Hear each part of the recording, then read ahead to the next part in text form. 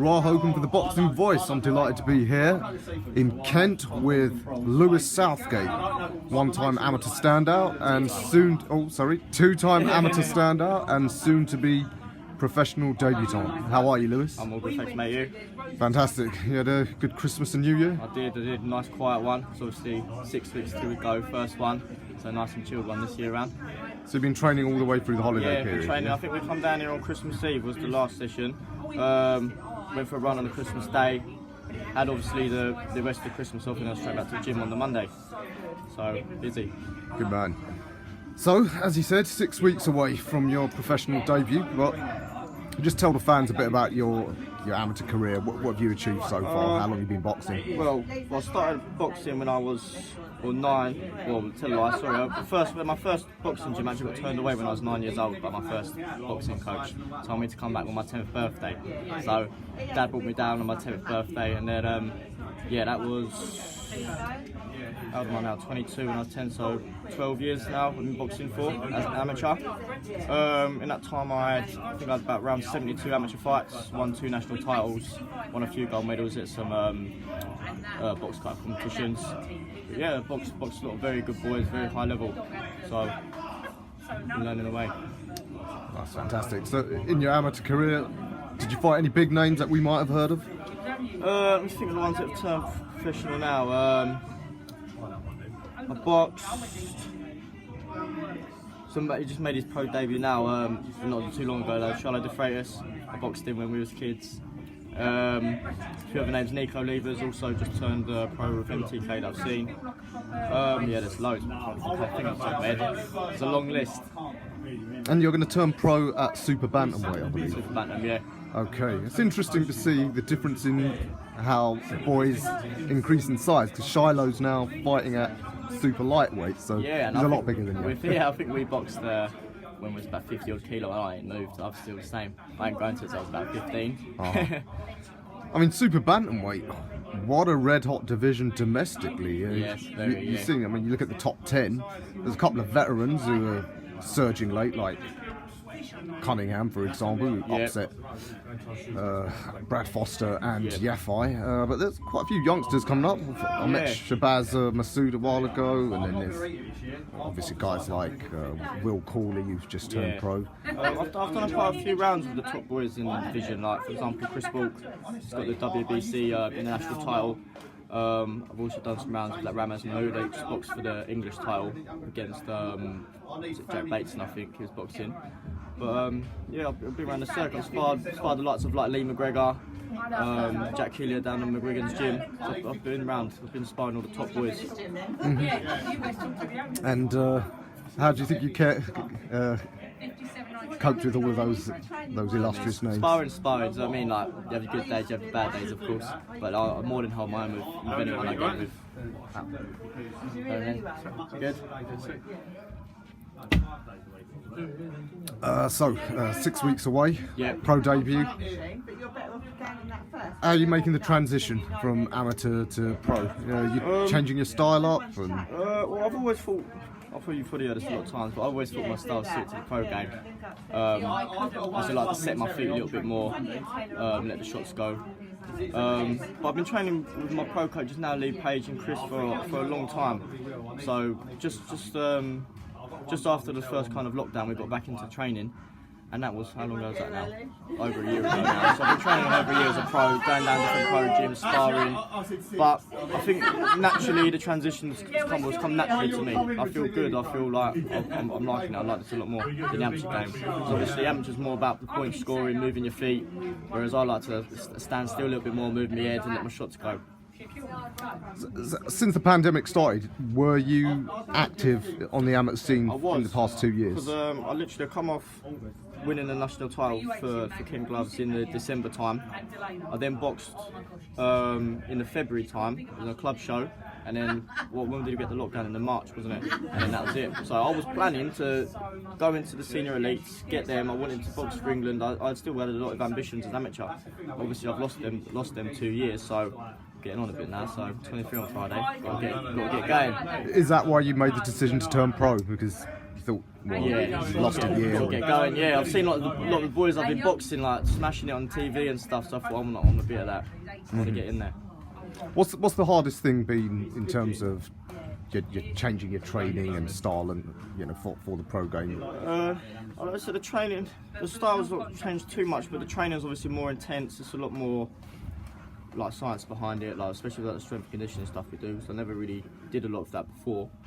Obviously the sparring's harder, but the way like Lee and that they put the sessions together, it's very structured, and there's a meaning behind everything we do, which it's not just going there, train hard, and then get to sparring and do whatever. So everything's got a structure.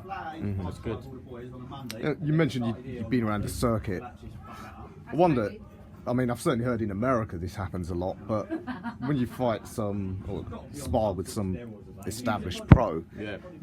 and obviously you're a talented amateur star, there's often a tendency that they want to put the youngster in his place. I mean, have you found that? You get roughed up, you get pros taking liberties? Of course, I've been sparring professionals for a long time, since I was probably about 15, 16 years old. And obviously, when you go into someone else's gym, it's game on, do you know what I mean?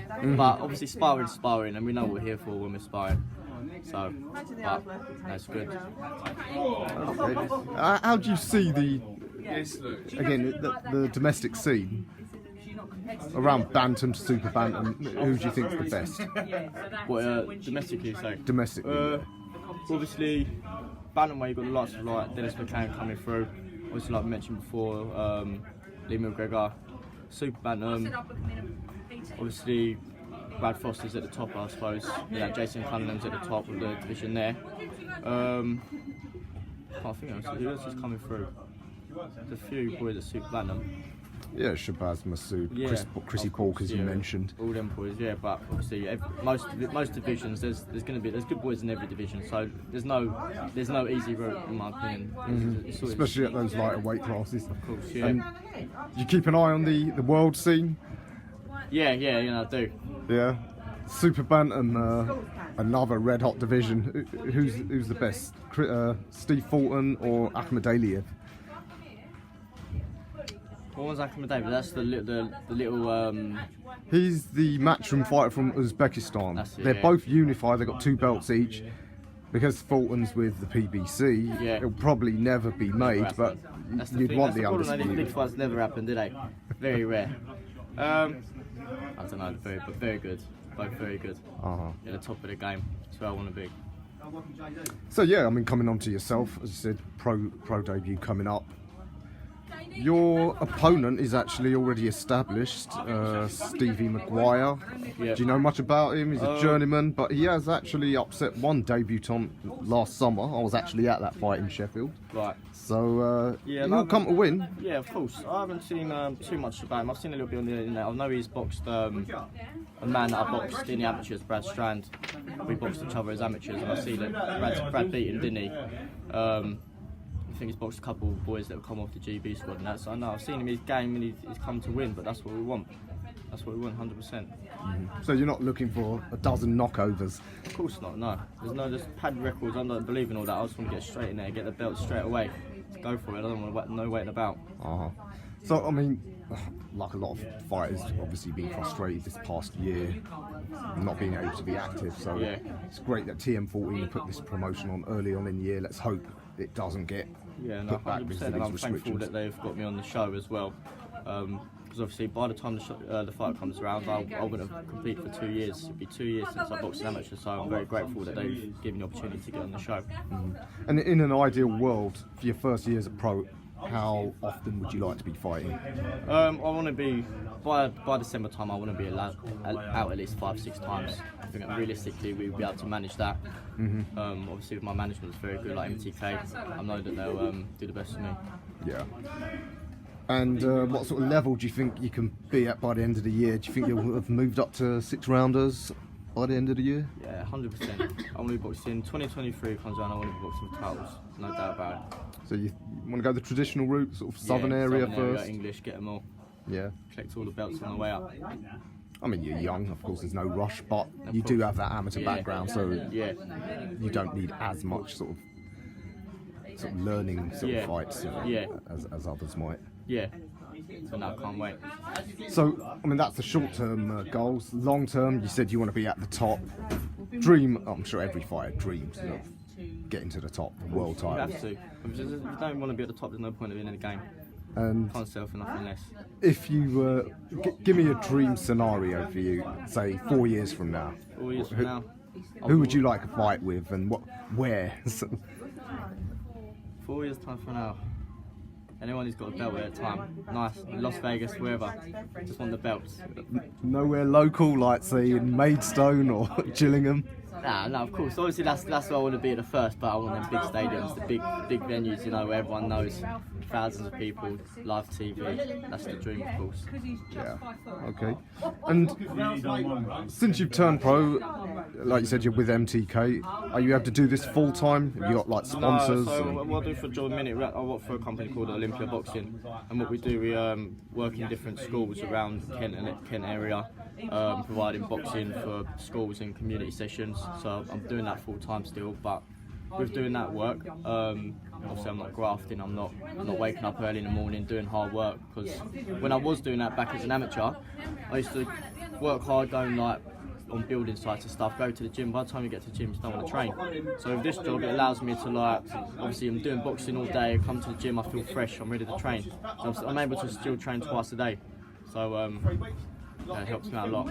Yeah, I mean, a lot of people have this misconception that all boxers are earning money like Canelo and AJ. Of course, for most of you, it's... Oh no, of course. Obviously, I don't know. I'm very new as well, but I know I've known a lot of pro boxers, and they've told me there's not a lot of money at the bottom, but that's why you got to reach the top. Absolutely. Well, it's going to be an exciting few years following your journey. Anything else you want to add? No, like I said, just thank you for everyone down Kent Gloves, thank you to TM40 Promotions, MTK Global for getting me the opportunity. And yeah, I'm ready, rock and roll. And if fans want to follow you on social media? I'm Lou_Southgate99 on Instagram. I think that's the same for my Twitter as well. And you're quite active on social media? I am, expect yeah. At your age you probably are.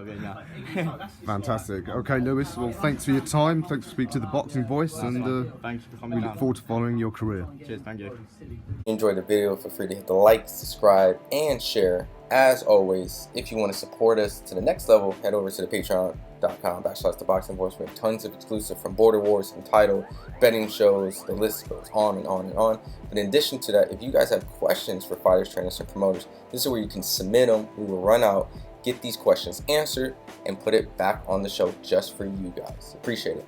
Peace.